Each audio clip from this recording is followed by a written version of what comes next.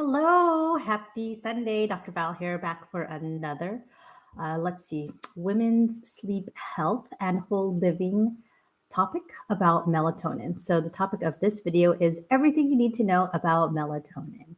And it's something that I love talking about. It's a little complex, but I do like to sort of break down complex subjects and topics to help you understand it so you can really get the best sleep of your life that you deserve and you need because who doesn't need more energy? Alrighty, folks. So happy Sunday, starting a little bit later today, but that's okay. Let's get started. So, first off, what is melatonin? Melatonin is actually a natural hormone released in the pineal gland, which is deep inside your brain near the hypothalamus. In the US, I don't know where you viewers are from, but in the US, you can actually purchase melatonin over the counter like you can purchase gum or toothpaste. Really, or I would say it's in the vitamin section. So it's seen, I feel like, more of a candy rather than an actual hormone that's necessary for multiple bodily functions. So buyer, do beware. That's probably my first tip, that melatonin is widely available in the US, but because it is widely available, it's not regulated as a prescription medication, there is a lot of contamination concerns. So, a big study in 2017 actually looked at about 31 different types of brands. Some didn't even have melatonin in it as compared to what the label said, and some had more than 400%. So, can be sort of really concerning because there are medications that can interact with melatonin and they can have some side effects for some people.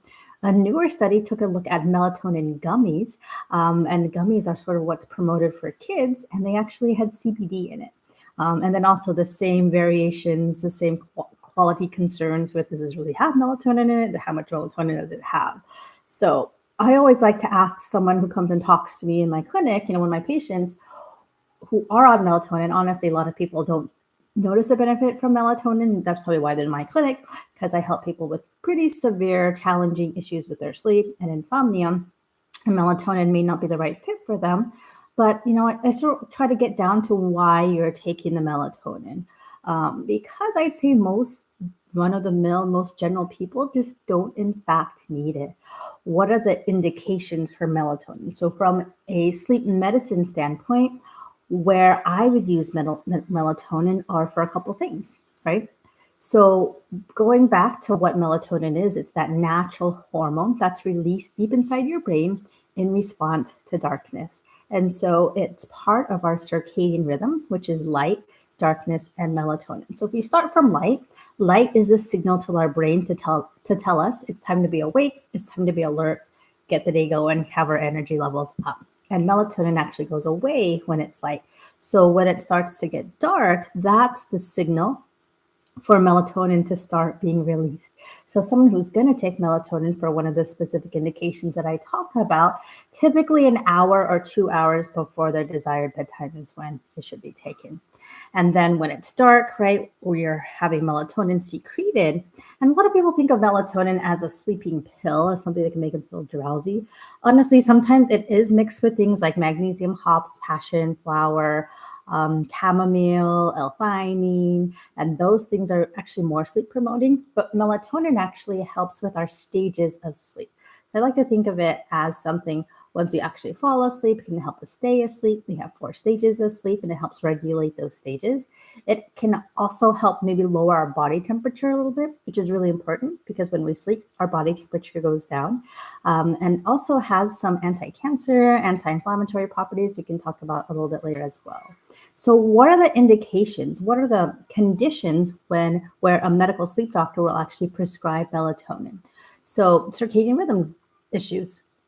So sometimes what happens for people who have circadian rhythm issues, specifically delayed sleep phase syndrome, and those are people who on average are sleeping after midnight because their body isn't ready to go to sleep. Like they want to go to sleep socially. Sometimes I have patients who come in where they're trying to go to sleep at 8 or 9 because they got to wake up 4 to 5 to get ready and commute to work. But on the weekends, they don't sleep till like 1 or 2. And so they think they have insomnia, but really it's a clock mismatch. And so using melatonin can actually help pull you towards sleep. If you have a delayed sleep phase, jet lag, melatonin can help. You think of it like something that helps shift your clock. But light is a really stronger shifter of your rhythm. We call them Zeitgebers. That's actually a German word for things that affect your circadian rhythm, the environmental cues. So avoiding light at night and getting a lot of sunlight in the morning can help regulate your clock. Excuse me.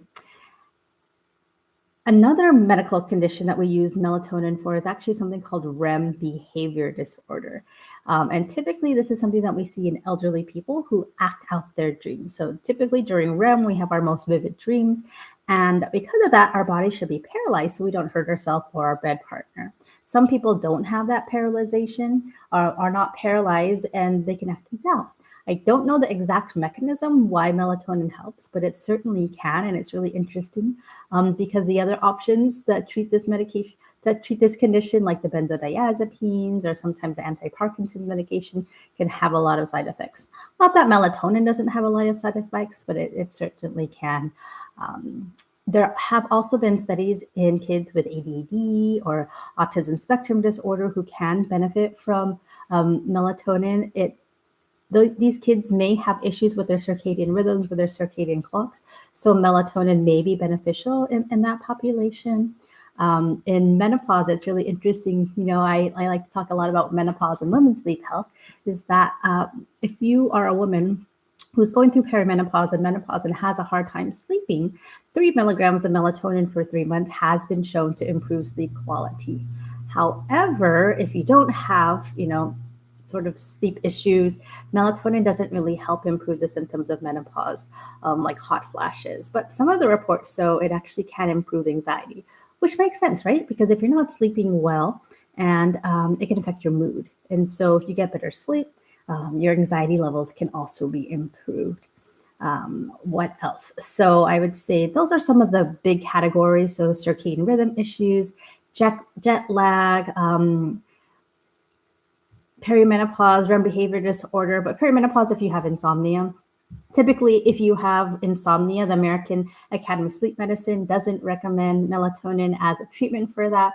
Really, the best treatment is something called cognitive behavioral therapy for insomnia, which is really training your brain how to sleep again. And it works phenomenally. It's not as easy as taking a pill, but it really, in fact, does work.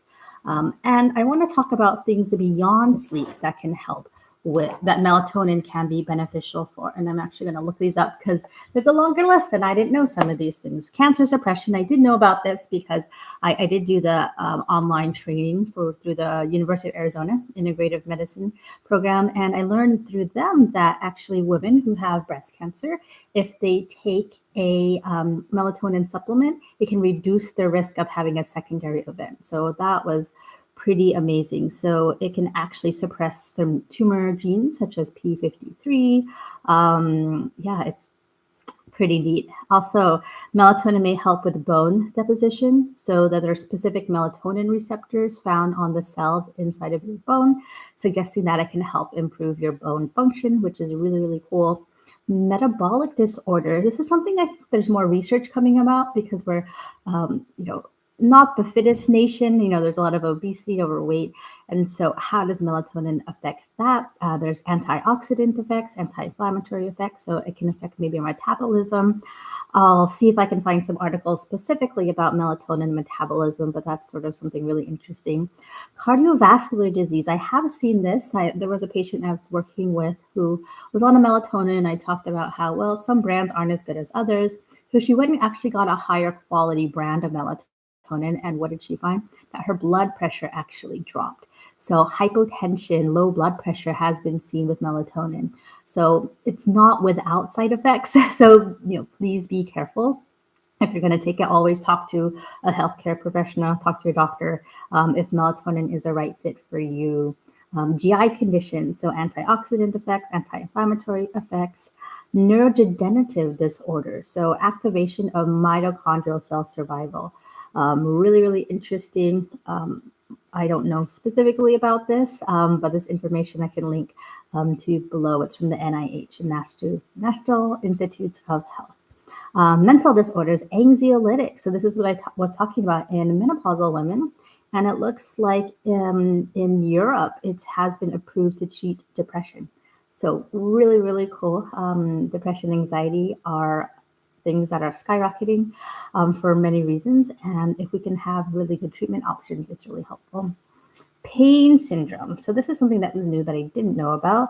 Anti-nociceptive, anti-inflammatory, and anti-analgesic effects. So melatonin may help with pain, which is sort of interesting because I think if you get better sleep, a lot of these things can get better. Your mood can get better. Your pain can get better. Your heart can get better because it's not having to work as hard when you're sleeping. And reproductive functions. So melatonin is involved in different pathways, resulting in reduced risk of complications of gonadotrophic secretions. So the way I learned about this in fellowship, in sleep fellowship, is that melatonin, from a chemical standpoint, is really similar to growth hormone. So we really want to caution the use of it in pediatric patients if it's not necessarily indicated.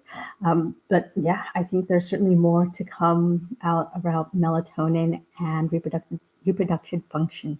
So hope you like this video, sort of a quick rundown. Maybe not so quick, it's 11 minutes in, but a lot of things that melatonin can do for typical run-of-the-mill insomnia, people having a hard time falling asleep or staying asleep. And if it's been chronic, more than 3 months, I wouldn't recommend melatonin. I definitely would recommend to find a licensed behavioral sleep specialist in your area. I can link a directory below. If you're in California or Hawaii, you can come see me through my private practice, which is called Sleep Life Med. Or, reading the book Say Goodnight to Insomnia has been really beneficial for a lot of my patients. If you're traveling, if you have jet lag, or if you have a circadian rhythm disorder, like delayed sleep phase syndrome, melatonin may be beneficial. But I always say get more sunlight in the morning because that's a great way to reset your clock, especially if you can go out and move your body, because exercise is also really helpful for improving your sleep. So if you have any questions about melatonin, please drop them down below. And remember, if you do want a certificate of attendance, go ahead and email myself and my staff at hello@sleephoria.health, and we'll send that over. And if there's any other topic ideas that you like, please go ahead and mention in the comments. Thanks so much for listening to the end, and look forward to chatting with you again later on our next sleep topic. Sleep well, everyone. Have a great rest of your weekend. Bye-bye.